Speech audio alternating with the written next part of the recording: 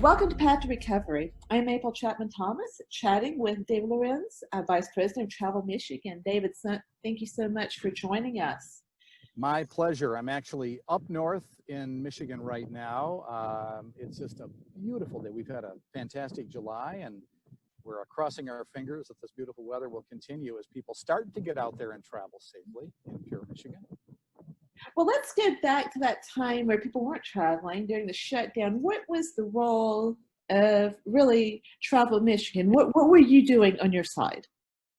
Well, it's interesting. We entered into this fiscal year with no budget because we had a difference of opinion between our governor and the legislature, and that ended up, interestingly enough, with us having zero promotional budget for this year.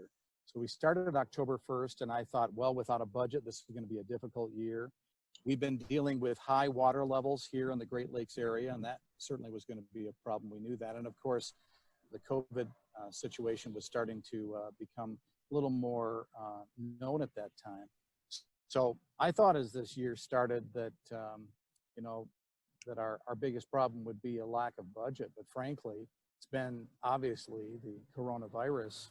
And we actually had to pivot several ways to provide service to people here in Michigan.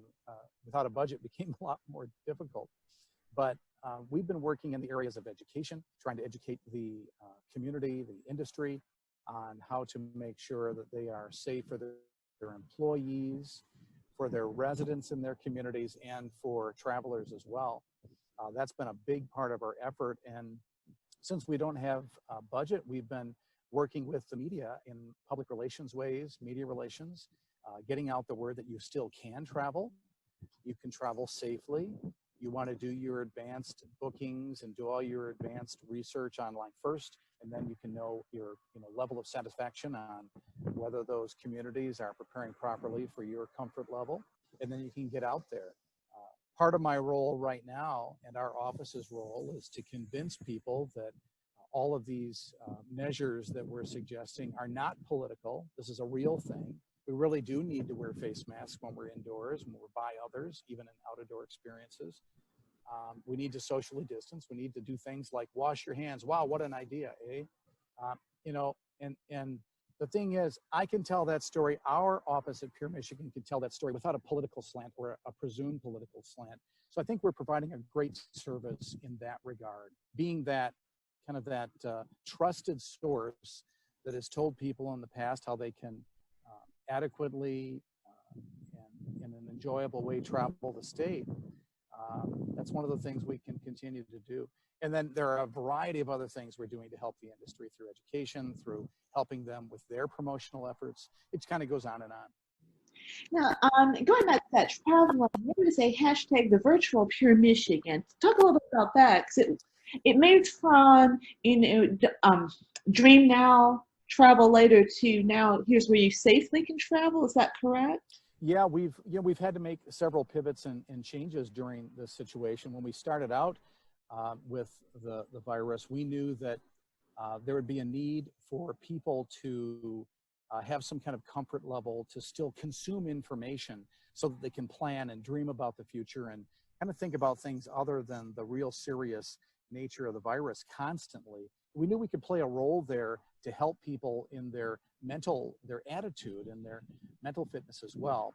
So we worked with our travel industry. We provided as many virtual experiences on michigan.org that we could find. We provided access to live camera feeds all throughout the state. We worked on a lot of things like this. We even put together virtual classes that are travel related but educational, because we also knew that there'd be a likelihood that kids would be doing their schoolwork virtually from home, and all that became the case, unfortunately. We're continuing to work on that, by the way, to provide more educational experiences as they connect with the travel experience. I've always felt that travel and education are not competitive about scheduling and things. We are symbiotic in what we offer because we're all about serving the needs of our public and families and such. So we're currently continuing to gather up educational materials so that if this coming fall, if people are in a situation again where they can't have their kids go to brick and mortar school and they're still going to have to be learning online. Well, this is going to it will give an opportunity to families to continue to kind of travel later on into the fall than they might have done in the past. So we want to make sure that as they travel around Michigan, they can find these educational opportunities as well. So we're working on all these things with the travel industry. As that was coming into play, we also realized that people would look to us for help with the unemployment issues. We are a division of the Michigan Economic Development Corporation. So I think people often think about the state tourism offices as only being marketing offices. Well, the fact is, we work on product development and education and all these economic development issues as well. So with more than 50% of our industry out of work, one of the other things we did early on is we worked with our hotel, lodging, restaurant association. We worked with our Michigan Association of Convention Visitors Bureaus. We worked with a whole bunch of our partners. And then we put together a week-long series of combination of entertainment, and education, and celebrity conversations. It's kind of like a variety show, and we put that out to kind of boost people's spirits, but also to generate money to go to a fund for all those displaced hospitality workers. And we collected about $30,000 that week that went into that pool to help them. So the interesting thing is, when I heard we would be working from home during this thing, I thought, my gosh, how am I going to keep myself busy? Funny thing is, I've been busier during this time than ever. Same thing for all of our office. So it's been an interesting time, hasn't it? It really has. And one I don't think anyone wants to experience again. Yeah, well, it's true. Well, and the thing is, that's exactly why I'm spending a lot of my time now going out to communities, bringing the media along with me as I'm doing inspections on the various sectors of the industry, meeting with hotels and attractions, various destinations, and I'm reviewing what they're doing for their safety protocols, and then giving them some suggestions, things that I learned during a process of discovery that we all went through to put together safety protocols for the industry. And as that happens, I'm learning a few new things as well that I can pass on to others.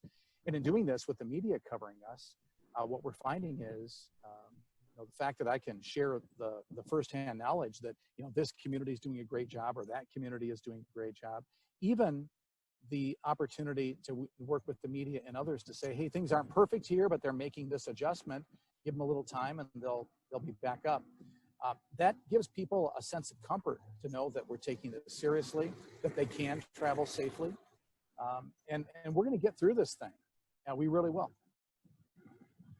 You mentioned earlier about the no budget and everything. How has your marketing shifted? What are you now? What's the focus now? Yeah, well, it's interesting because literally without any promotional budget, we would have paused our efforts early on if we had a dollar, so we wouldn't have spent much during the height of the COVID. At about this time, though, actually starting a few weeks ago, as things started to open up, we would have been advertising both in-state and the Midwest at least, how you can travel Michigan safely, the things that we expect of the traveler and the things that we expect of the communities, the businesses, the workers, the residents, giving them advice on how to travel and how to be hospitable at the same time in a safe manner. And that would have been a big part of our marketing effort. The fact is, if we do a TV ad, for instance, or an ad online or whatever, the message can certainly be mixed to say travel safely, but once they see the images from pure Michigan, they just want to visit here, and they want to visit as soon as they can. And when they find out that they can do it safely, they certainly will want to do that. Looking back, it may be too early to ask this, but looking back, is there something you wish you knew then that you knew now? Oh, almost everything. The thing is, as we entered into this thing, literally, there wasn't a person in this world who knew how to handle this. In reality, it's interesting to hear from the experts in health and the experts in communications and the experts in everything. And everybody, if they're looking at this seriously, has to at some point say, you know what, I just didn't have this figured out. I didn't think it would go this way. I didn't think it would get this bad. I assumed that people would catch on right away And nobody, I think, anticipated that people would consider the desire or the request or even a demand to wear a face mask as being a political thing. It's been really strange. So if I could have kind of gotten a hold of that communication early on, and frankly, if I could have gotten to some of our political leaders, I would have made it very clear that, listen, we've got to make this clear that what we're asking people and expecting of people is not about politics. It's about thinking about each other. It's about treating each other with dignity and respect. You look at the greater picture we're dealing with in our country right now beyond COVID, the stresses about racial issues and about the policing issues and whatever. What we're really talking about is respect and dignity. And now you look at how some people are just simply refusing to do the right thing for others. I really wish that, if I had a crystal ball, that I could have anticipated that and gotten ahead of it to try to say, listen, folks, we're going to deal with these challenges. And what we need to do right now is to think this way. We need to think about other people. We need to think about hanging together. We need to think about the greater good rather than just ourselves. I think we're kind of naturally, if not selfish, at least self-interested. And I wish that we would have all done a better job to communicate those needs. And last question, what advice would you give in the industry? Well, those of us in the travel industry, we have a great opportunity because I think sometimes we forget the great power that we have. We are influencers in so many ways. We influence opinion. We influence decisions. We can influence the way people do things or the way they see things. Professional marketers, that's our job, right? We're there to tell the truth from our perspective all the time. And in doing that, let's hope we're drawing people to our communities usually. I think right now, when I would normally be saying Travel Michigan, period, what I'm doing now is saying, listen, if you're not comfortable traveling with the expectations that are out there, then simply please don't travel in Michigan. And in fact, don't travel anywhere, because the truth is nobody wants you out there traveling, potentially unintentionally getting someone sick. So we in the industry need to do all we can to tell that story, to do it as it is meant, and that is from a position of care and concern for all. We have great power. If there's ever been a time we need to wield it, it's right now. Excellent. Well, thank you so much again for joining us. We really appreciate you. A great pleasure. Sorry I had to pull over on the side of the road here. No, it's beautiful. It's a beautiful way to advertise. I know I'm silhouetted here a little bit, but I tell you, here's the sad thing. We've had such beautiful weather this summer. And so if you do come out, you're going to see some great things here in Michigan. And we invite you to come. We'd love you to have it come, but make sure you come with an expectation of knowing, what we expect of you. And I can tell you right now, we're making a pledge. We're going to keep you as safe as possible as well. Excellent. Thank you again.